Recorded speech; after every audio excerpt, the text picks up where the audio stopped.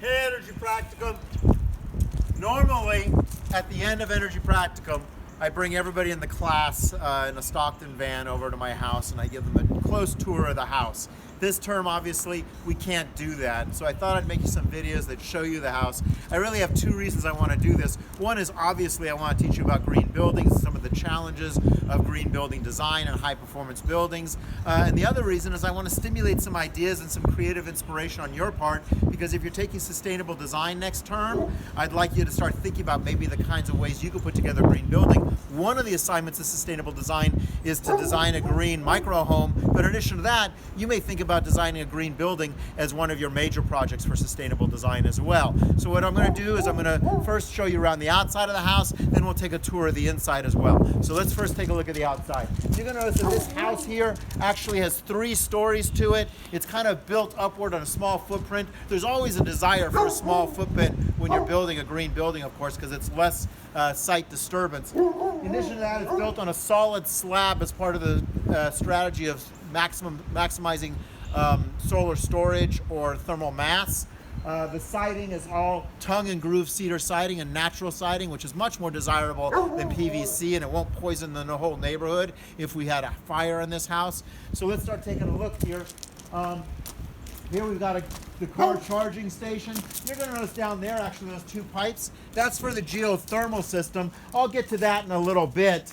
But just notice that there's a couple of pipes there, and those pipes go actually under the driveway where we've got a 200-foot well that provides the constant temperature for the geothermal system. Here you're going to notice this glass brick wall. That is Ben, one of my dogs. They seem to kind of do cameos in most of my videos, actually. I just did a couple of videos for Senior Synth where they were annoying as well.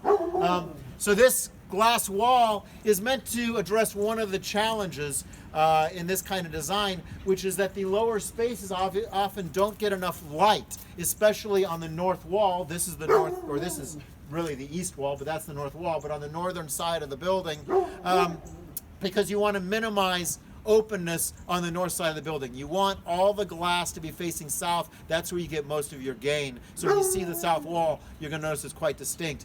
In this case, we used glass brick like this to create a nice lighting space without the compromise of a normal window in the bathroom, which is what's on the other side of this. That turned out to not be great because these bricks actually were not that insulated. They have an R value of about 3.5, which is not fantastic. So we actually built a wall on the inside and then did some large windows in there. So I'm going to show you sort of how we addressed that.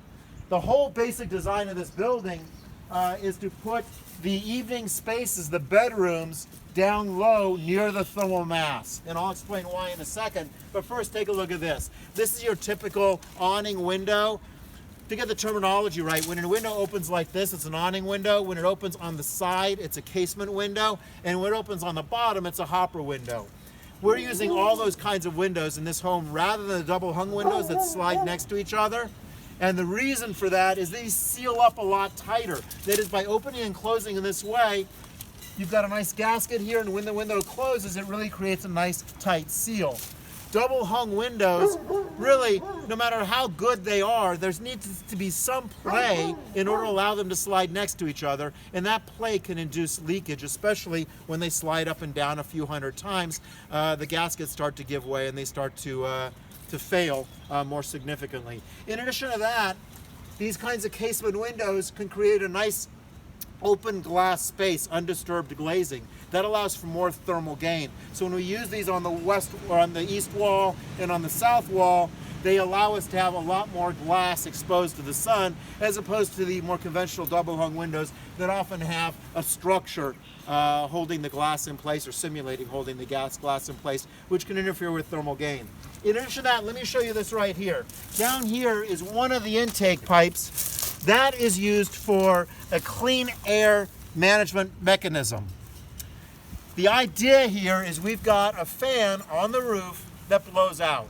That creates a draft all the way from under the slab, drawing air in. So air is drawn in here, drawn under the slab, and drawn up through the house, through a pipe going through the house, out through the roof. This can be done for radon mitigation. It can be done if the area is maybe contaminated with with pesticides or there's some concern of contamination, or it can be done just to ensure better indoor air quality. Remember, part of a green home is good indoor air quality. So that means things like this can actually be used just to create a healthier, more vibrant house to live in. And that's the intent here. Now let's go take a look at the south wall.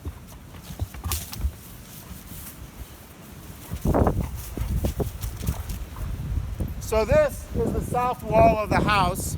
You're going to notice it's got this big solarium, that's the big glass area there. And it's got next to it there to the left, the trom wall. That trom wall has glazing, then about 6 inches, then it's a masonry wall. It's actually 18-inch thick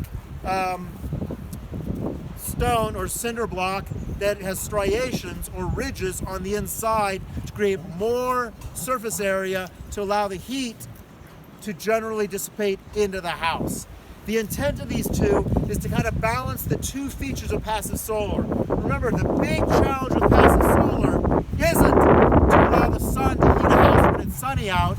That's easy. It's to allow the sun to store solar energy to heat the house later. Stop.